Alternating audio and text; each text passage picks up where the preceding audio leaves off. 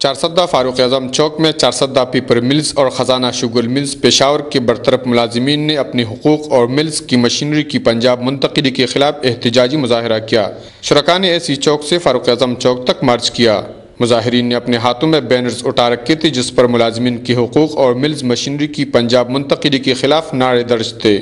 مظاہرین سے Charsadda paper mills کے برطرف ملازمین کے صدر فرمان اللہ، جنرل سیکرٹری فضل نہار، نائب صدر سید رحمان، خزانہ شوگر ملز کے برطرف ملازمین کے صدر اورنگزیب اور دیگر مقررین نے خطاب کے دوران کہا کہ برطرف ملازمین کو 2008 تک اسکالرشپ، جہیز اور ڈیتھ گرانٹ ملتا رہا، لیکن موجودہ جمہوری حکومت نے ملازمین پر وہ سب بند کر دیا۔ انہوں نے کہا کہ ملازمین کی 19 ماہ کی تنخواہوں کی کیس لیبر کورٹ اور ہائی کورٹ میں جیتنے کے باوجود صرف ایک ملازم کو بقایا جات مل گئی ہے۔ انہوں نے دھمکی دی کہ بقایا جات نہ ملنے کی صورت میں ملازمین ملز پر قبضہ کر لیں گے۔ انہوں نے مطالبہ کیا کہ سپریم کورٹ کی نگرانی میں ملز میں کی گئی ہیرا پھیری کی انکوائری کی جائے۔ کفایت اللہ، اے نیوز، چارسدہ۔